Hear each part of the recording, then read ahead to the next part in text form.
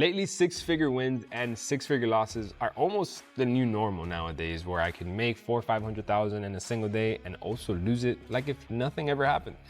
But things weren't always like this. If you would have met me 7 years ago, I would have asked you what type of donut and what size coffee would you want. And in that time period, I was a consecutively unprofitable trader, a struggling trader aspiring to be successful, where I lost $28,000 of my savings and my family's money. I was unprofitable and doing all of this by myself.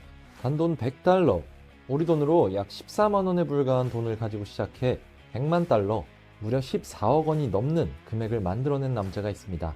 더 놀라운 점은 이 모든 과정에 걸린 시간이 고작 3개월이었다라는 겁니다. 그리고 이 말도 안 되는 도전을 실시간 방송으로 공개하면서 자신의 매매 과정과 수익까지 직접 인증했죠.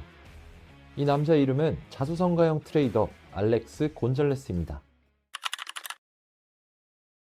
지금은 큰 돈을 버는 트레이더로 알려져 있지만 알렉스가 처음부터 넉넉한 환경에서 시작했던 것은 아닙니다. 알렉스는 어린 시절 형편이 좋지 못했고 생계를 유지하기 위해 던킨 도너츠에서 아르바이트를 했다고 합니다. 그는 그렇게 일하면서 차곡차곡 모은 월급을 가지고 트레이딩 시장에 뛰어들었습니다. 트레이딩 경력이 길지 않았고 당시 나이도 상당히 어렸지만 알렉스는 시장에 진입한 지 얼마 지나지 않아 엄청난 수익을 만들어내기 시작했습니다.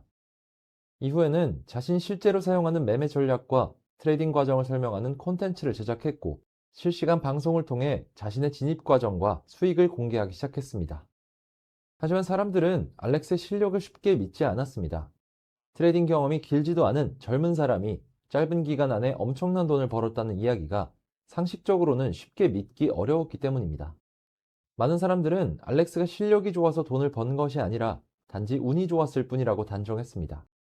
심지어 일부 사람들은 그가 보여주는 수익 자체를 의심하며 알렉스를 사기꾼 취급하기도 했습니다. 알렉스가 자신의 매매 과정과 결과를 공개해도 사람들의 의심은 쉽게 사라지지 않았습니다. 결국 알렉스는 자신의 실력을 가장 확실하게 증명할 수 있는 콘텐츠를 기획합니다. 바로 단돈 100달러의 시드머니를 가지고 100만 달러를 만드는 도전이었습니다. 이미 큰 돈을 가진 상태에서 수익을 내는 것이 아니라 누구나 시작할 수 있을 정도로 작은 금액에서 출발해 자신의 매매 전략만으로 계좌를 어디까지 성장시킬 수 있는지 보여주려고 한 것이죠. 알렉스는 이 과정에서 자신의 매매와 계좌 변화를 실시간으로 공개했습니다.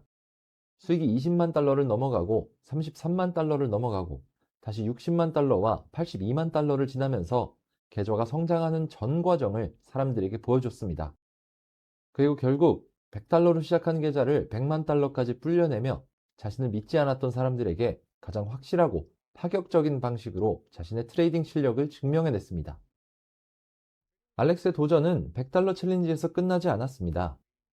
이후에도 알렉스는 트레이딩을 처음 접한 사람들을 가르쳐 한 달 만에 100만장자 트레이더로 만드는 콘텐츠를 진행했고 맥도날드에서 근무하는 직원에게 자신의 매매 전략을 알려주어서 하루 만에 600만 원의 수익을 만들어주는 콘텐츠도 공개했습니다. 이처럼 알렉스는 단순히 자신의 계좌 수익만 보여준 것이 아니라 다른 사람에게도 같은 매매 원리를 설명하고 적용하면서 자신이 사용하는 전략의 성능을 계속해서 증명해 나갔습니다. 그렇다면 알렉스가 이 모든 과정에서 사용한 매매 전략은 무엇이었을까요?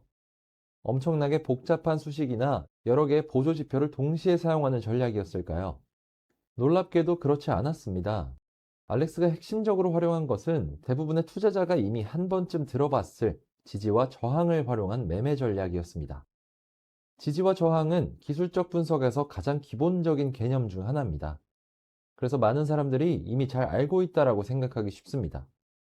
하지만 알렉스는 대부분의 사람들이 지지와 저항에 대한 기본적인 이해조차 없이 차트에서 선부터 긋고 매매한다고 이야기했습니다.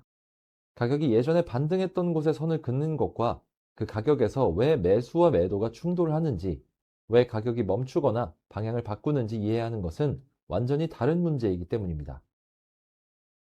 오늘 영상에서는 먼저 알렉스가 중요하게 생각한 지지와 저항의 기본 개념부터 알아보겠습니다. 단순히 지지선은 가격이 오르는 곳, 저항선은 가격이 떨어지는 곳이라고 외우는 것이 아니라 시장가 주문과 지정가 주문이 어떻게 충돌하고 그 과정에서 왜 가격이 멈추는지 자세히 살펴볼 겁니다. 그리고 차트에서 주요 지지와 저항 구간을 찾는 방법과 심리적 가격대가 실제 시장에서 어떤 역할을 하는지도 알아보겠습니다. 마지막으로 실제 차트를 열어 알렉스의 전략을 숏 포지션과 롱 포지션에 각각 적용하면서 진입과 손절, 익절 기준까지 하나씩 확인해 보겠습니다. 자, 그럼 이제 본격적으로 알렉스가 가장 중요하게 생각했던 지지와 저항에 대해서 알아보겠습니다. 아마 영상을 보고 계신 분들 대부분은 지지와 저항이라는 단어 자체는 이미 한 번쯤 들어보셨을 겁니다. 차트를 조금이라도 공부해 보신 분들이라면 지지는 가격이 올라가는 자리, 저항은 가격이 내려가는 자리, 이 정도는 알고 계실 텐데요. 하지만 알렉스는 대부분의 사람들의 지지와 저항선을 차트에 그려놓고도 왜 그 자리에서 가격이 멈추는지조차 제대로 이해하지 못한 채 매매하고 있다고 이야기합니다. Area of interest. Area of interest is equivalent to support and resistance. Support and resistance. 사실 이것이 생각보다 굉장히 중요한 차이입니다. 가격이 멈췄던 자리에 선만 하나 긋는 것은 누구나 할 수 있습니다.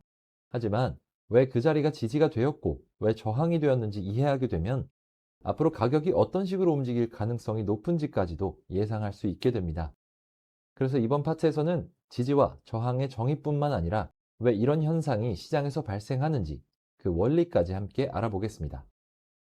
먼저 지지부터 살펴보겠습니다. 지지란 가격이 하락하던 도중 매수하려는 수요가 강하게 들어오면서 추가적인 하락이 어려워지는 구간을 의미합니다. 쉽게 말하면 내려오던 가격이 이 아래로는 더 못 내려가겠다 하면서 버티는 자리라고 생각하시면 됩니다. 그 결과 가격은 하락을 멈추거나 다시 상승으로 방향을 바꾸게 됩니다. 반대로 저항은 가격이 상승하던 도중 매도하려는 물량이 증가하면서 추가 상승이 어려워지는 구간입니다. 여기까지는 대부분의 사람들이 알고 있는 내용입니다. 그런데 여기서 정말 중요한 질문이 하나 있습니다. 도대체 왜 가격은 특정 구간에서 멈추는 걸까요? 이 부분을 이해하려면 우선 시장이 어떤 방식으로 거래되는지를 알아야 합니다. 시장에는 크게 두 가지 주문 방식이 존재합니다. 첫 번째는 시장가 주문입니다. 시장가 주문은 말 그대로 지금 당장 거래를 체결하겠다는 주문입니다. 가격보다 속도를 우선하는 방식이라고 생각하시면 됩니다. 반대로 두 번째는 지정가 주문입니다. 지정가 주문은 내가 원하는 가격에 도달했을 때만 거래를 체결하겠다는 주문입니다. 시장가 주문은 즉시 거래하는 방식이고 지정가 주문은 원하는 가격에 미리 예약해두는 방식입니다. 여기서 알렉스가 설명하는 개념이 하나 더 등장합니다. 바로 마켓 테이커와 마켓 메이커입니다. 시장가 주문을 사용하는 참여자를 마켓 테이커라고 부릅니다. 현재 시장에 나와 있는 주문을 즉시 가져가면서 거래를 체결하기 때문에 테이커라는 이름이 붙었습니다. 반대로 지정가 주문을 걸어두는 참여자는 마켓 메이커라고 합니다. 시장에 주문을 미리 올려놓고 유동성을 공급하는 역할을 하기 때문입니다. 이 둘의 차이를 이해하면 지지와 저항이 왜 만들어지는지도 자연스럽게 이해가 됩니다. 예를 들어 보겠습니다. 어떤 가격 구간에 엄청나게 많은 지정가 매수 주문이 쌓여 있다고 가정해 보겠습니다. 그렇다면 그 가격에는 매우 두꺼운 벽 하나가 생긴 것과 비슷한 상황이 됩니다. 이때 시장가 매도로 거래를 체결하려는 사람들이 계속 나온다고 해도 그 물량보다 지정가 매수 주문이 훨씬 많다면 어떻게 될까요? 시장가 매도가 들어올 때마다 지정가 주문이 그것을 계속 받아내게 됩니다.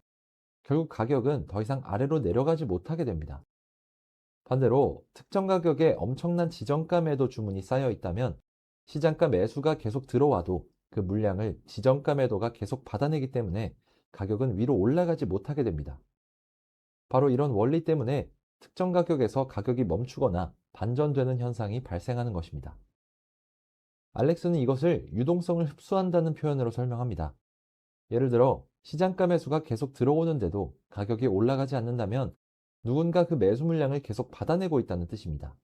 반대로 시장가 매도가 계속 나오는데도 가격이 더 이상 떨어지지 않는다면 누군가가 그 매도 물량을 계속 흡수하고 있다는 의미가 됩니다. 이처럼 시장가 주문으로 발생한 유동성을 지정가 주문이 흡수하는 구간이 바로 지지와 저항의 핵심이라고 볼 수 있습니다. 여기서 많은 분들이 그럼 그 지정가 주문은 누가 걸어놓는 걸까? 라는 궁금증이 생길 수 있습니다.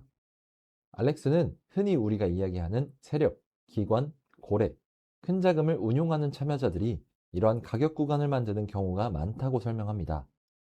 왜냐하면 이들은 일반 개인 투자자처럼 수십만 원, 수백만 원 정도를 거래하는 것이 아니라 수백억 또는 수조 원 혹은 그 이상의 자금을 운용하기 때문입니다. 만약 이러한 자금을 전부 시장가 주문으로 한 번에 매수한다면 스스로 가격을 크게 올려버리게 됩니다. 반대로 한 번에 시장가 매도를 해버리면 자신이 원하는 가격보다 훨씬 낮은 가격에 팔리게 되겠죠. 그래서 대부분은 원하는 가격에 지정가 주문을 미리 배치해두고 시장에 참여하는 경우가 많습니다.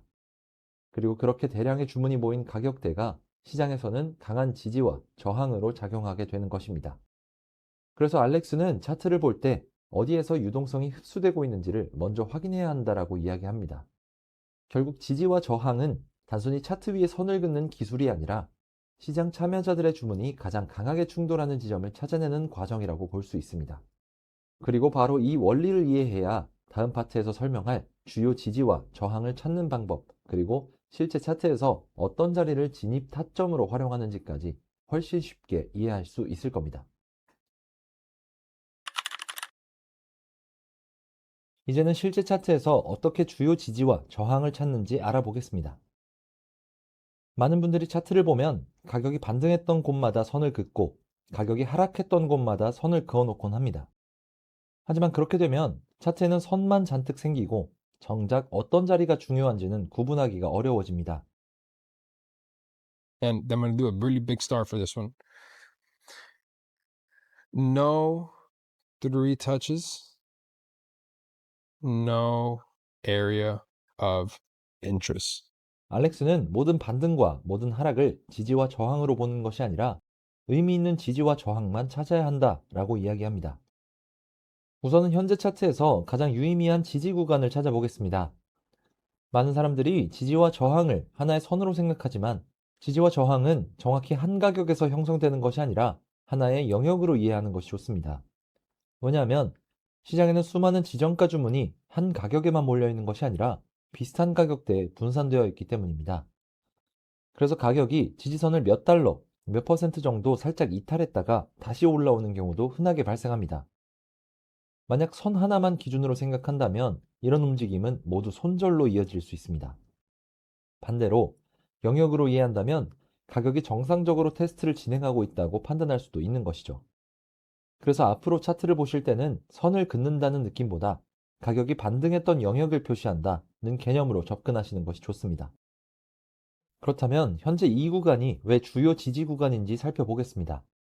첫 번째 이유는 같은 자리에서 3번 이상 지지를 받아줬기 때문입니다. 한번 반등한 것은 우연일 수도 있습니다. 하지만 같은 구간에서 2번, 3번 계속해서 가격이 반응했다면 그만큼 많은 시장 참여자들이 그 가격을 중요하게 보고 있다는 의미가 됩니다.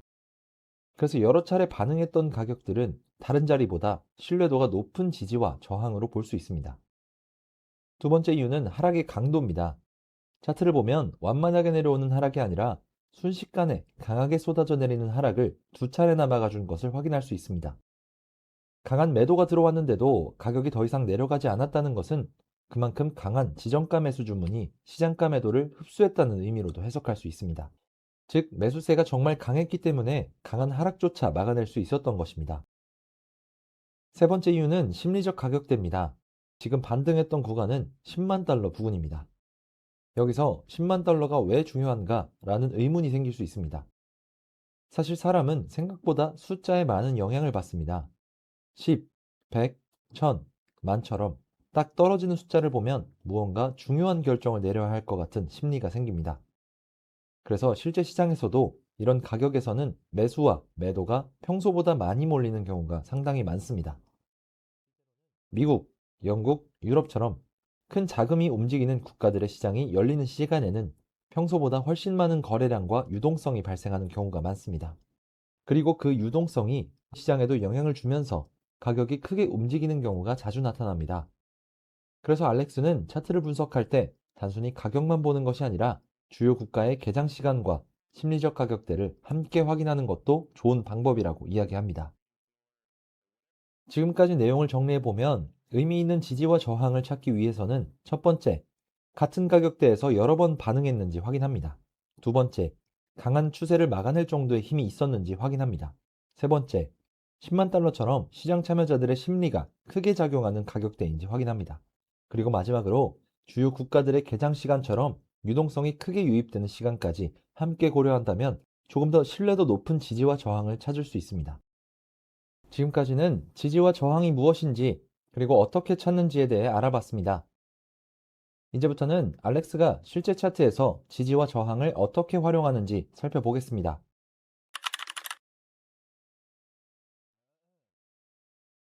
이번에는 먼저 저항 구간을 이용한 숏 포지션부터 설명드리겠습니다. 현재 차트를 보시면 가격이 한 차례 고점을 만들고 가볍게 조정을 받은 뒤 다시 직전 고점 부근을 돌파하려는 움직임이 나오고 있습니다. 우선 저는 직전 고점 부근을 기준으로 이렇게 저항 영역을 표시해 보겠습니다. 이제 저항 구간이 만들어졌다면 앞으로 가격은 크게 두 가지 방향으로 움직일 수 있습니다. 첫 번째는 저항 구간에 쌓여있는 대량의 지정가 매도 주문이 시장가 매수를 모두 흡수하는 경우입니다. 앞에서 설명드렸던 것처럼 시장가 매수가 아무리 많이 들어와도 지정가 매도가 그것을 모두 받아낸다면 가격은 더 이상 올라가지 못하게 됩니다. 결국 상승은 마무리되고 횡보하거나 하락으로 이어질 가능성이 높아집니다. 반대로 두 번째는 시장가 매수가 저항 구간에 쌓여있는 지정가 매도 물량보다 훨씬 강하게 들어오는 경우입니다. 이 경우에는 매도벽이 모두 소화되면서 저항 구간을 돌파하게 되고 추가 상승이 이어질 가능성이 높아집니다. 결국 우리가 확인해야 하는 것은 저항이 유지되는지 아니면 돌파하는지입니다. 그렇다면 이 두 가지 경우를 실제로 어떻게 구분할 수 있을까요? 알렉스는 두 가지 단서를 확인한다고 이야기합니다. 첫 번째는 캔들의 형태입니다. 캔들의 모양을 자세히 보면 몸통보다 위쪽 꼬리가 훨씬 길게 형성된 것을 확인할 수 있습니다. 이런 캔들은 매수세가 위로 가격을 끌어올리기는 했지만 고점에서는 매도세가 훨씬 강하게 들어왔다는 의미가 됩니다. 즉, 올라간 가격을 매도세가 대부분 다시 밀어냈다는 것이죠. 음봉까지 나오면서 상승세가 꺾이는 모습을 확인할 수 있습니다. 이 정도만 보더라도 현재 저항 구간에서는 매도세가 우세해지고 있다는 사실을 어느 정도 추측해 볼 수 있습니다. 하지만 알렉스는 두 번째 단서를 함께 확인합니다. 바로 모멘텀의 약화입니다. 차트를 다시 보겠습니다. 첫 번째 고점을 만들었던 상승과 두 번째 고점을 만들었던 상승을 비교해 보겠습니다. 처음 상승은 굉장히 빠르고 가파르게 올라왔습니다. 반면 두 번째 상승은 올라가는 속도가 훨씬 느려졌습니다. 상승을 만들어내는 힘은 오히려 약해지고 있다는 뜻입니다. 알렉스는 이것을 상승 모멘텀이 약화되고 있다고 해석합니다. 결국 현재 저항 구간에서는 두 가지 조건이 동시에 나타났습니다. 첫 번째, 윗꼬리가 길게 달리는 캔들이 등장했습니다. 두 번째, 상승 모멘텀이 이전보다 확실하게 약해졌습니다. 이 두 가지가 동시에 확인되었다면 저는 현재 자리에서 하락으로 전환될 가능성을 생각해 볼 수 있습니다. 그럼 실제로 저는 현재 자리에서 숏 포지션에 진입하겠습니다. 손절가는 직전 고점 위쪽에 설정하겠습니다. 왜냐하면 가격이 직전 고점을 강하게 돌파한다면 제가 생각했던 저항이 무너졌다는 의미가 되기 때문입니다. 그리고 익절 목표는 가장 가까운 주요 지지 구간으로 설정하겠습니다. 이유는 간단합니다. 저항에서 시작된 하락은 다음 주요 지지 구간에서 다시 매수세가 들어올 가능성이 높기 때문입니다. 그래서 손절은 직전 고점, 익절은 직전 지지 구간으로 설정하겠습니다. 그럼 가격이 어떻게 움직이는지 같이 확인해 보겠습니다. 보시는 것처럼 예상했던 대로 가격이 하락하기 시작했고 결국 목표로 잡아줬던 주요 지지 구간에 도달했습니다. 저는 이 캔들의 종가에서 숏 포지션을 전량 익절하겠습니다. 다음으로는 반대로 지지 구간에서는 어떤 방식으로 롱 포지션을 진입하는지 같이 살펴보겠습니다. 앞에서 설명했던 숏 포지션과 원리는 거의 동일합니다. 다만 매수와 매도의 방향만 반대로 생각하시면 됩니다. 그럼 차트를 보면서 하나씩 확인해 보겠습니다. 현재 차트를 보시면 강한 하락이 먼저 발생했습니다. 그리고 특정 구간에 도달한 이후 가격이 반등하면서 추세의 방향을 바꾸는 모습을 확인할 수 있습니다. 하지만 첫 번째 하락의 힘이 워낙 강했기 때문에 한 번의 반등으로 끝나지 않고 다시 한번 아래로 내려오는 2차 하락이 나왔습니다. 여기서 보통 더 떨어지겠구나 라고 생각하기 쉽습니다. 하지만 알렉스는 바로 이런 구간에서 추세가 정말 끝난 것인지 아니면 오히려 새로운 상승이 시작되는지를 확인해야 한다고 이야기합니다. 차트를 조금 더 자세히 보겠습니다. 가격은 전저점 부근까지 다시 내려왔습니다. 그런데 이 구간에서 아래쪽으로 긴 꼬리를 만들면서 강하게 말아올리는 모습이 나타났습니다.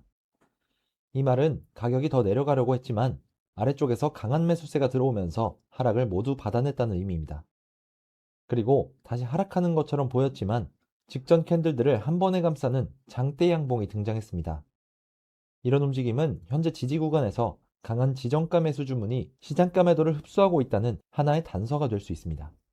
즉, 유동성 흡수가 발생하면서 추세가 바뀔 가능성이 나타나기 시작한 것입니다. 하지만 알렉스는 바로 진입하지 않고 모멘텀을 함께 확인합니다. 첫 번째 하락과 두 번째 하락을 비교해 보겠습니다. 첫 번째 하락은 굉장히 빠르고 강하게 내려왔습니다. 반면 두 번째 하락은 같은 지지 구간까지 내려오긴 했지만 속도가 훨씬 느려졌고 기울기도 이전보다 완만해졌습니다. 즉, 가격은 다시 저점을 테스트했지만 하락을 만들어내는 힘은 처음보다 약해지고 있다는 뜻입니다. 이것이 바로 하락 모멘텀이 약화되고 있다는 신호입니다. 결국 현재 지지 구간에서도 두 가지 조건이 동시에 확인되었습니다. 첫 번째, 아랫꼬리가 길게 달리는 캔들과 강한 장대 양봉이 등장했습니다. 두 번째, 첫 번째 하락보다 두 번째 하락의 힘이 확실하게 약해졌습니다. 이 두 가지 조건이 같이 확인됐다면 저는 현재 자리에서 상승으로 전환될 가능성을 생각해 볼 수 있습니다. 그럼 실제로 진입해 보겠습니다. 저는 현재 자리에서 롱 포지션에 진입하겠습니다. 손절가는 직전 저점 아래에 설정하겠습니다. 같은 이유로 만약 가격이 직전 저점까지 이탈해 버린다면 제가 생각했던 지지 구간이 무너졌다는 의미가 되기 때문입니다. 반대로 익절 목표는 되돌림이 나오면서 만들어졌던 가장 가까운 주요 저항 구간으로 설정하겠습니다. 상승이 이어진다면 가장 먼저 매도세가 나올 가능성이 높은 곳이 바로 그 저항 구간이기 때문입니다. 그럼 가격이 어떻게 움직이는지 같이 확인해 보겠습니다. 보시는 것처럼 가격은 강한 양봉을 만들면서 상승하기 시작했습니다. 그리고 제가 목표로 설정했던 주요 저항 구간까지 도달했습니다.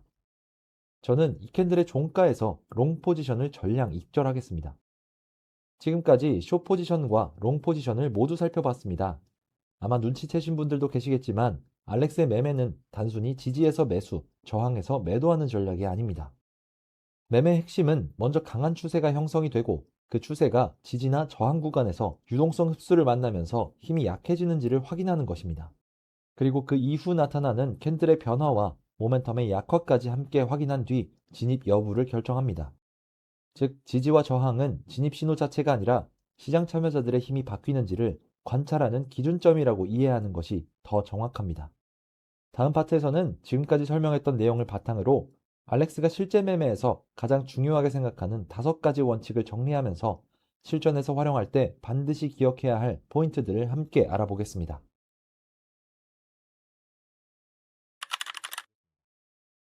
사실 알렉스의 매매는 복잡한 지표를 여러 개를 사용하는 전략이 아닙니다. 대신 매매를 하기 전에 반드시 확인하는 체크리스트가 있습니다. 첫 번째 조건은 강한 추세가 먼저 나와야 합니다. 상승도 마찬가지고 하락도 마찬가지입니다. 애매하게 횡보하는 시장에서는 알렉스도 쉽게 진입하지 않습니다. 먼저 시장 참여자들의 방향성이 명확하게 나타나는 강한 추세가 형성되어야 합니다. 그래야 이후 그 추세가 약해지는 과정도 명확하게 확인할 수 있기 때문입니다. 두 번째 조건입니다. 유동성 흡수가 발생하는 변곡점을 찾습니다. 강한 추세가 계속 이어지다가 주요 지지나 저항 구간에 도달하면 시장가 주문과 지정가 주문이 강하게 충돌하게 됩니다. 이때 가격이 더 이상 진행하지 못하고 멈추거나 긴 꼬리가 만들어지거나 반전 캔들이 등장한다면 유동성 흡수가 발생하고 있다는 하나의 단서가 될 수 있습니다. 알렉스는 바로 이 변곡점을 가장 중요하게 생각합니다. 세 번째 조건입니다. 유동성 흡수 이후 되돌림을 확인합니다. 알렉스는 한 번의 반등이나 한 번의 하락만으로는 추세가 끝났다고 판단하지 않습니다. 유동성 흡수가 발생한 이후 가격이 다시 한번 움직이는지 어떤 형태의 되돌림이 나오는지를 계속 확인합니다.